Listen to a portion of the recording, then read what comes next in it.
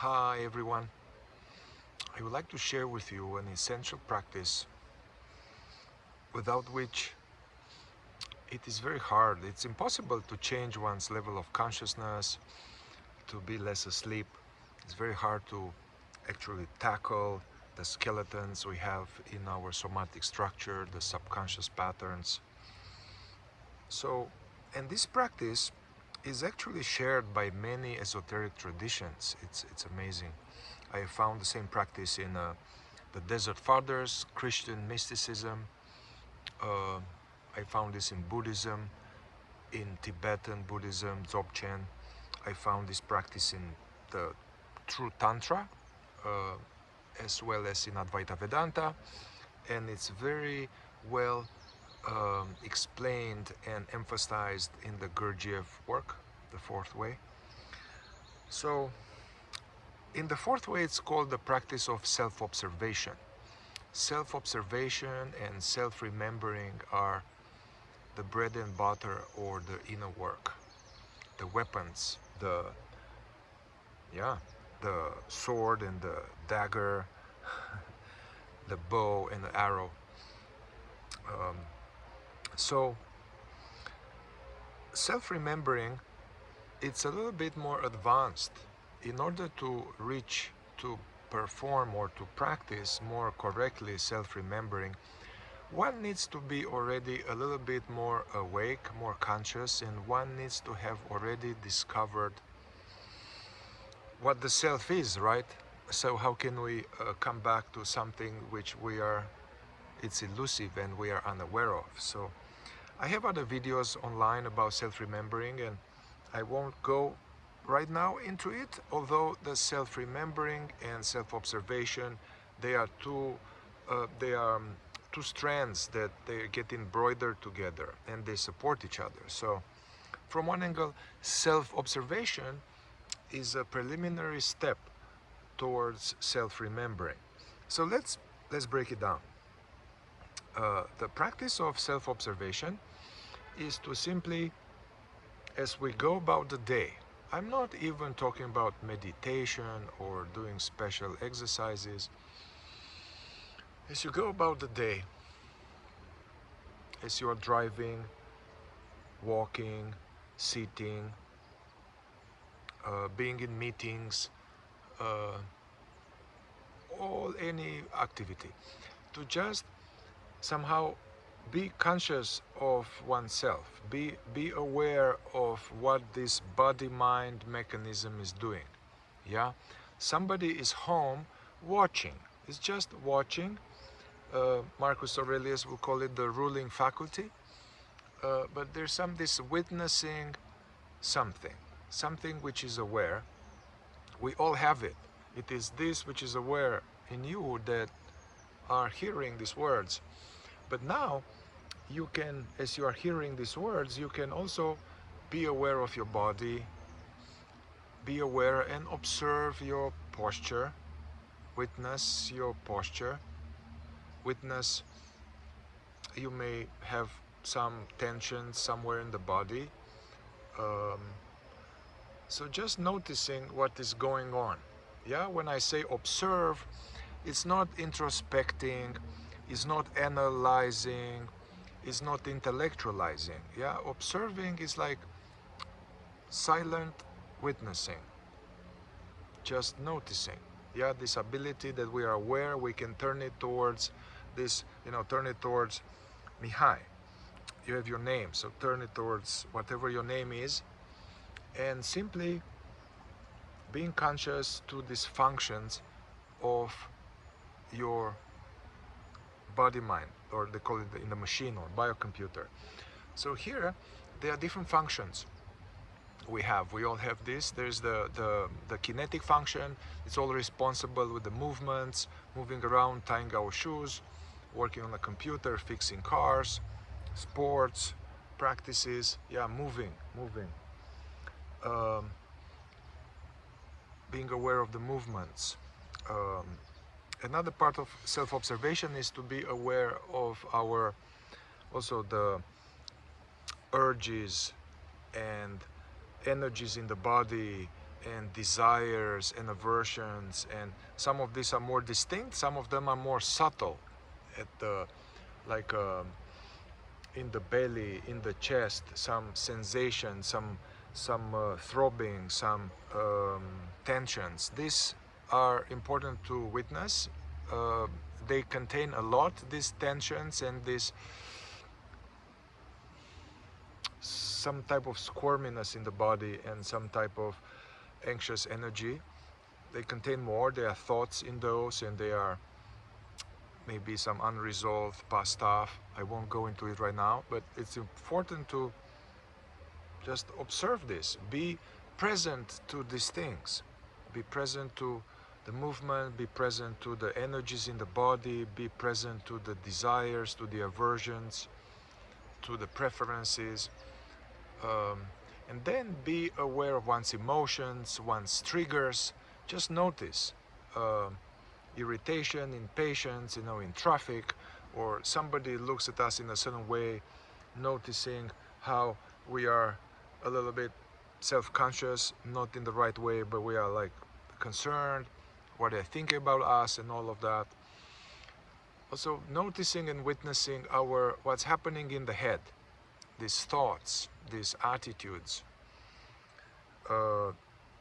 this just the functioning of what's happening in the head. Because if you're really present to it or observe yourself, you will be amazed how often we are not present. And so there it comes to this.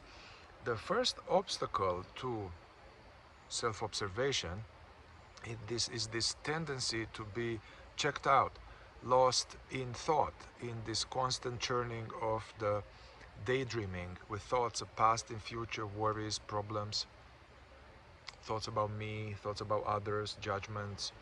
So as we start observing ourselves, trying to be present to ourselves, in the present moment, then you will see that very often we observe something and then we go into commentary about it, or we are just lost in this constant narrator all the time.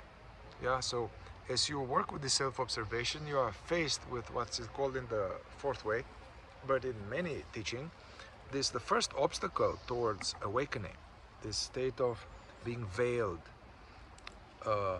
by the imaginings, the daydreaming.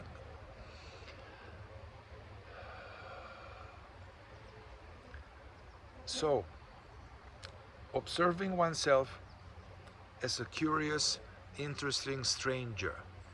That's a very essential practice.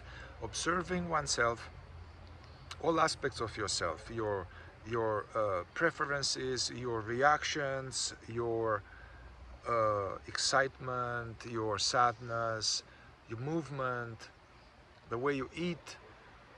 It's just one is conscious. One is trying to be more conscious of what's going on. This seems so plain and so obvious, but most of us, we walk, it just walks, it just does things. It's like an automaton, like highly programmed, conditioned automaton, a stimulus response machine that goes on by itself.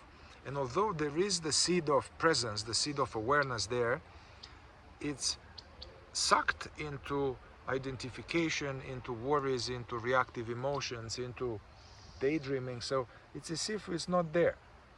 So we are living our life unconsciously, heedlessly, with no rudder, going anywhere.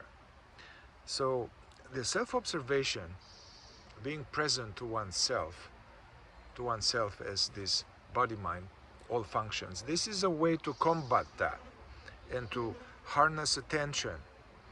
And then this self-observation is the beginning of developing this witnessing quality of our presence. And by practicing this self-observation, first of all, we are more in the now. And then we start to, as Socrates said, it's know thyself. We kind of know what's happening here. And we have a chance to, later, as our presence is stronger, we have a chance to struggle with certain things. Later we'll be informed about There are certain tendencies, some manifestations that are taking us down, so we need to catch them early and not go along with them. So it's very important in the process of self-observation to not judge what we observe, to be like a highly well-paid professional scientist that is just observing this interesting creature on this island. It doesn't judge it, doesn't try to mess with it, to change it, just observing it. Often, so this is one mistake on this practice of self-observation. We observe something and then we go into commentary about it. So we are lost in thought again. Or we notice something and we have a reaction about it and we reject it or try to change it right away. That's not possible. Change will come much later. And a lot of the change will come by itself, even through bringing awareness to whatever we are observing. This is an active principle in quantum mechanics, quantum physics. The presence of the witnessing presence changes the phenomena. You can observe that easily with this phenomena of imagination or daydreaming. When I use imagination on this YouTube channel, it's not the creative imagination, visualizing and making a nice project and creating a song or art, or that is fine, that's good, that's no problem. When I use imagination on this channel here, it refers to the use we have in the Gurdjieff used to use it, and Uspensky, fourth way. It's daydreaming, uncontrolled mind activity. The disease, it's like a disease that even psychologists, psychotherapists, they don't know about it because we are constantly submerged in it.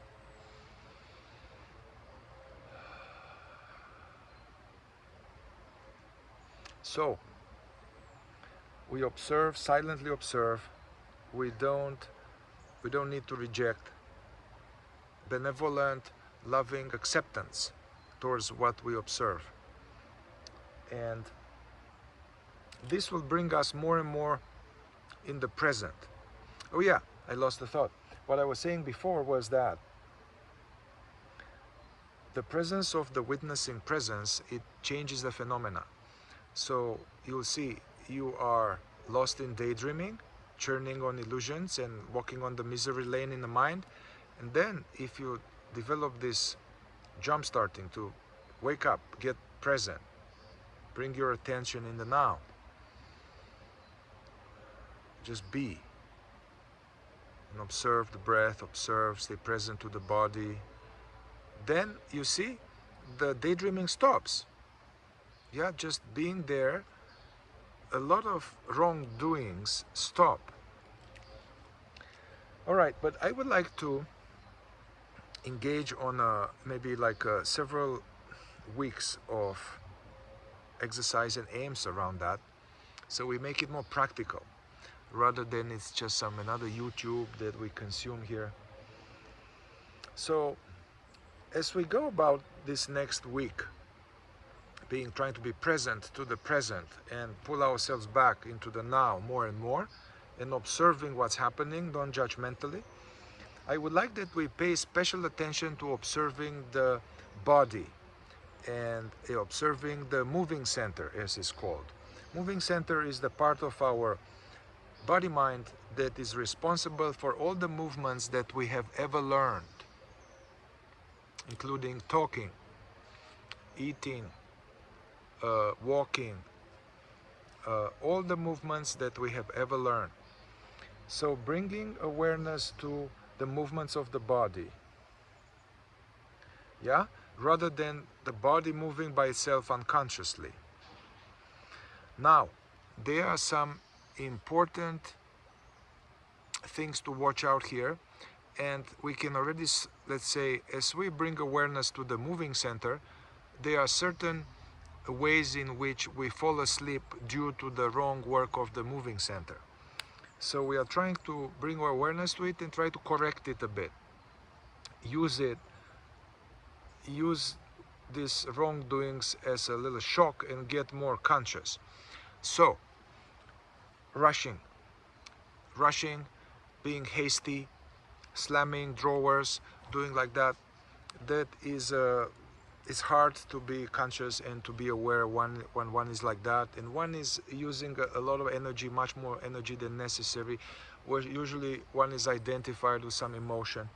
So try to diminish rushing and to this tendency to mechanically efficient, to do and be super efficient, doing all kind of stuff, but being in a frantic state. Whenever you catch yourself in a frantic state, stop, come back to the present. You are identified, you are going somewhere. Yeah, there's nowhere to go. Another aspect is to notice as you walk or sit that you have a overall relaxed posture. In the fourth way, in other traditions, it is said that we waste a lot of precious energy that we need for growth, for development, for awakening in unnecessary tensions, unnecessary muscle tensions for a task, or just chronic tensions as sitting or walking, or through the fidgeting, tapping, doing all kind of unnecessary stuff like that. So part of this week exercise, so watch out for that. Try to relax your body as you are in a task and use minimum amount of effort in a task and maximum amount of feeling, being aware, being sensitive what's happening, and learning from the cat, all these animals, they know it like a tiger. So checking your posture as you sit, as you walk, as you come out of the car. Don't rush. Once you rush, you can stop yourself and take some moments, some breather to come back to yourself. Unnecessary fidgeting that wastes a lot of energy. Oh yeah, another aspect as we observe ourselves, self-observation, is that this actually very daydreaming. Actually, although it runs with thoughts, there are thoughts and images, going, memories, voices, which are, from one angle, these are thoughts, they are part of the intellectual center. However, the mechanism that plays out this is the moving center. So it's like a motion picture. It's a motion picture in the head. So basically, our intellectual center is lazy. The level of consciousness is low. And then on this stage of the mind, basically this kinetic playing out of, oh, I got to do this, and then don't forget to do this. Oh yeah, oh no, I remember about that. And so all kind of continuous voices, one after the other. This is, from an angle, still the movement part of our body playing out in the head.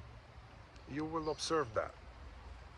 So try to struggle with these several manifestations. Whenever they are happening, we are in a lower state of consciousness, and try to come back to the now more and more and observe oneself.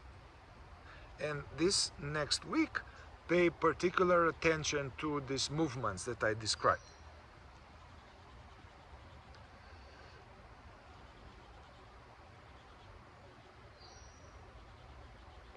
Yeah, let me know if there are any observations or questions about this. This is a very essential practice for development, for growth, even for healing. We can't heal if we are checked out. We need to bring awareness to this more edgier, more difficult stuff. So today I started with the moving center, of self-observation and observing and correcting some of the let's say dysfunctional, leaking manifestations of the body. And we'll continue next weeks with the other functions, and we'll tie them all together, and we'll see how it links to self-remembering. Self-observation brings us closer to the present, which brings us closer to the presence, where is self-remembering. Presence, aware of itself. All right, thank you.